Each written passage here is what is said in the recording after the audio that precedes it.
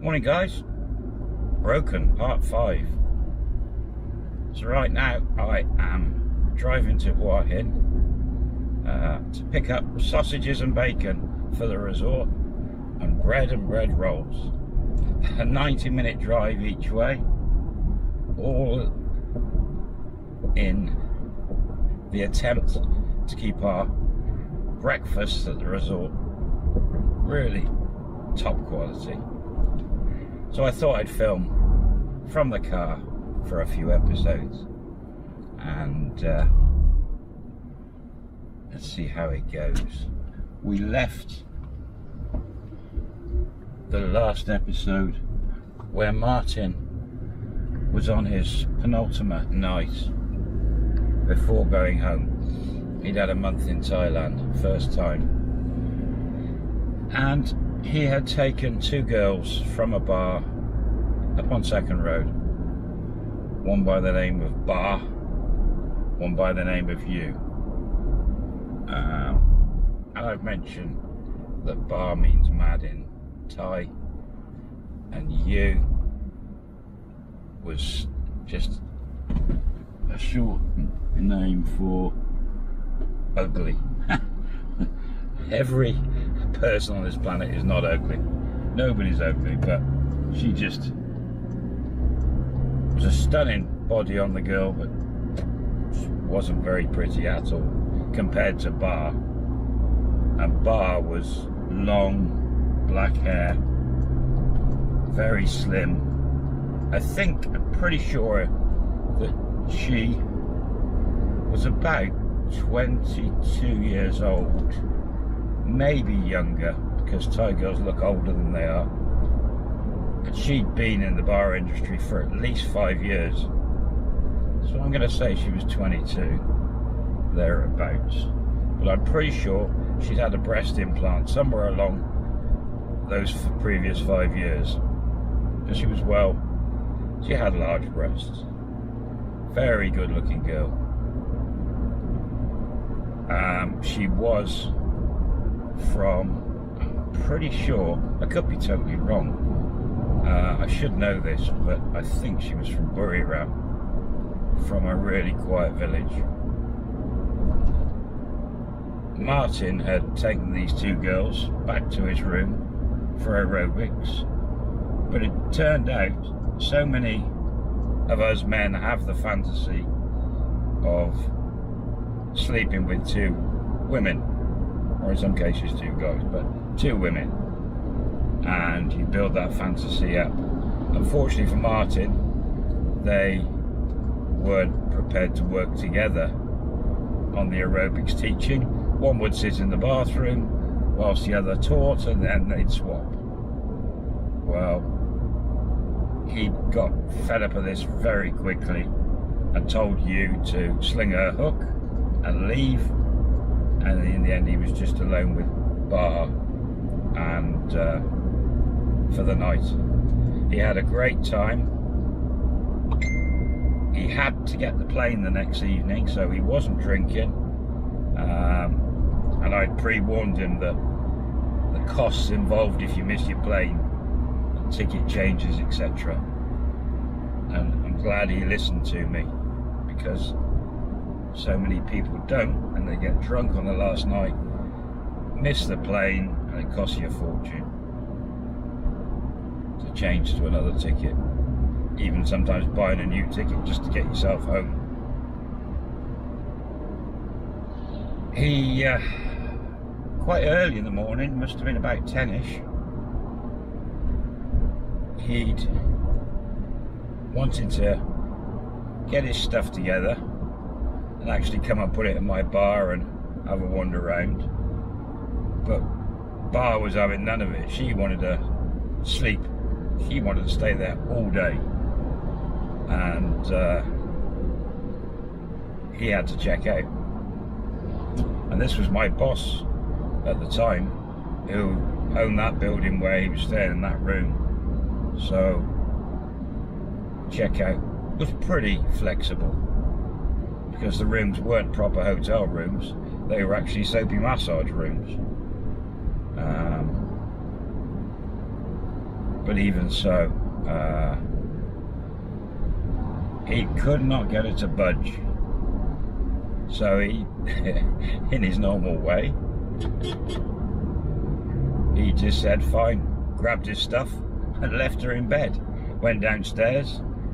My boss still wasn't about, but the cashier was, and he told the cashier couldn't get the girl out, and he wanted to leave and pay his bill. So the cashier, while she totted his bill up, there was two boys, Thai boys, who worked for my boss in her other business, and let's just say they were security in my bars quite a lot of the time. They were ready to go off and do the work for the day, and the cashier whistled at them, apparently, and sent them up to remove her from the room, of which they opened the door, went in. She was naked. They physically picked her bag up and all her clothes off the floor, threw it in the corridor, and then they grabbed her, lifted her up, took her through the door naked, dumped her on the floor, and she was screaming and kicking and going mad, apparently. And then they locked the door and left her in the corridor to get dressed. He paid his bill. He heard the commotion going on upstairs. And he decided to leg it quick before get an irritated Thai woman being ejected from a room. Finds him in reception. And luckily the reception was one floor up, so the fair chance she'd have come down the stairs and just carried on going down and not even seen him. But no, he paid his bill and legged it, shot out onto Beach Road, jumped in a Songtel, and he was away. I was very amused at this story when he arrived at my bar. So there was no chance he was going to have a future with that girl. How many hotels evict girls like that, I wonder, whether Farang can't get them out of the hotel. Yes. He arrived at my bar, told me this story, it was great. I got my bike out, I said, come on, let's go and get some breakfast. Left his bag behind the bar, under the cashier's desk, and off we went again to Greg's Kitchen. That was, I believe, Greg's Kitchen's still there in Pattaya, somewhere else, I'm not sure where, because a lot of people come visit me, say how great his breakfast and his different foods are, his pies and things. But yeah, he was the best breakfast around. So we went there and had a really good breakfast, and went back to the bar. He had to get up to the airport. He had to be there for about 5-6 o'clock, and he decided he was going to go early and have a little bit of a mooch around. And taxis back then to the airport were about 800 baht from Pattaya, or you could get the bus for pennies up there. There was a sort of link in those days, and he chose to take the bus. So after we got back to the bar and he said his goodbyes to the girls that were there, I put him on the bike. He only had a rucksack bag. Took him to the bus station, helped him get a ticket, and said our goodbyes. That was it. His holiday was over. He mooched around somewhere around the airport and got home safely. So first trip, he still could not remember at least half of it because of the drinking that L.O.S.T whiskey. So he got back home. A couple of weeks later, I got a call from him. Previously, before he'd gone to Thailand, and one of the reasons he was going for a blowout, the doctor had said his liver and kidneys were shot and he couldn't drink anymore and wasn't good, and it could even shorten his life. Well, he did go and get a second opinion, and the opinion said it was not that bad at all. Yes, his kidneys weren't brilliant and his liver, but he never excessively drunk for many, many years. Maybe when he was a teenager in his 20s, yeah, maybe then he, like everybody has, or most people, do have drinks and try all sorts of things. So it was a bit of a relief. It was just basically the doctor saying, look, you lay off alcohol, you lay off too much, and just be careful, and you'll be fine. So that was a great relief to him.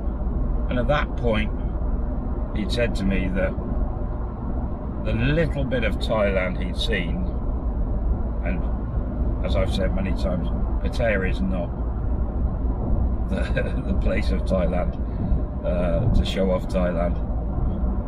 There's so many better places. But anyway, he fell in love with Pattaya.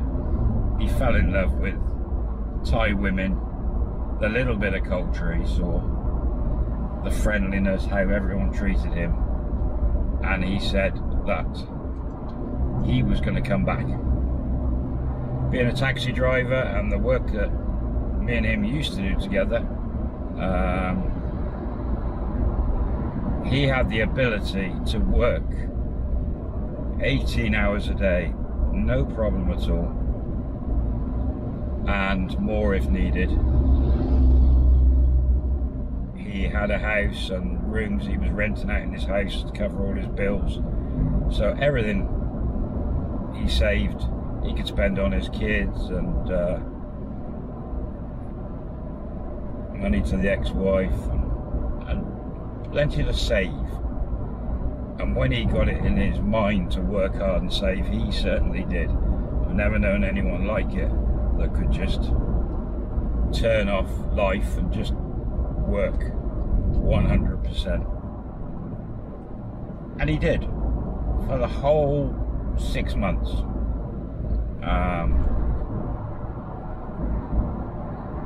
And he saved a good chunk of money, enough to have, if he wanted, 6 months in Thailand.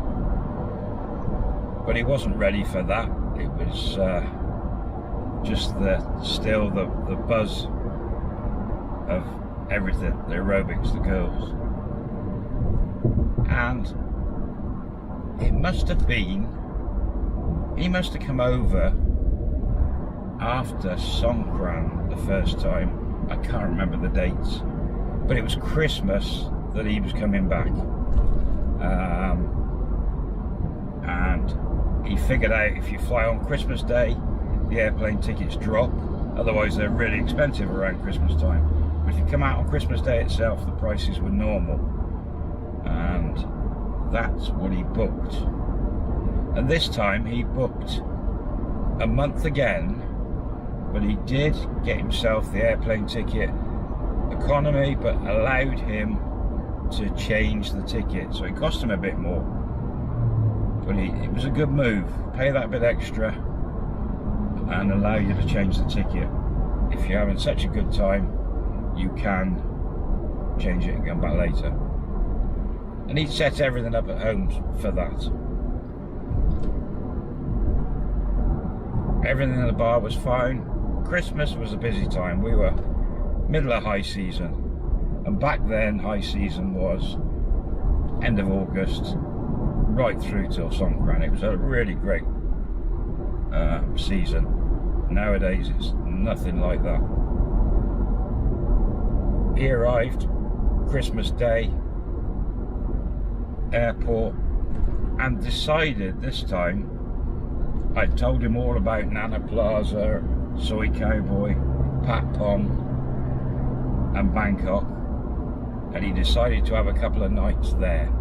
Also, one of his friends from back home, who's got a house in Pattaya, was ending his holiday and was going to be in Bangkok, so he had someone to meet up and show him the ropes around there, which was great. Can imagine turning up into Bangkok first time in your life on your own with a little bit of information about what goes on. It can be quite daunting. he met up with his friend and spent 2 nights just in Nana Plaza. He didn't even get to Cowboy or any other places, but he had a great time by the sounds of it. Wasn't impressed with the prices of the gymnastic and aerobic teachers. Very expensive, absolutely fortune up there. Even in those days it was expensive, but not compared to today. I think today is almost twice the price. On his last evening, he said goodbye to his friend in Nana, and he made the same mistake so many people made. He'd had a few drinks, said goodbye to his friend, gone back to Nana, was in a bar downstairs in Nana, maybe 1 floor up, and he'd got a little bit merry. And by mistake, and he was staying, I think it was the Dynasty Inn, a couple of doors down from Nana, in Soi 4. He made the mistake of bar finding a ladyboy. Back to the hotel, found out at the probably inappropriate time, and gone ballistic and threw the ladyboy out, who then kicked off at the reception, and all the usual things happened, demanding money, and eventually he actually had to pay some money. I don't know the amount. I will have to ask him about that to get rid of the ladyboy, but yeah, drunk, mistake. Happens to so many people. So many people hear that story from. But at least he wasn't that drunk that he went through with it, and because he's not into that. We do have a chuckle about that one many a times. Bless. And today I'm not leaving it on a cliffhanger. There you go, guys. He's back in Thailand. Why have I called this love story broken? I'll catch you on the next one. Bye for now.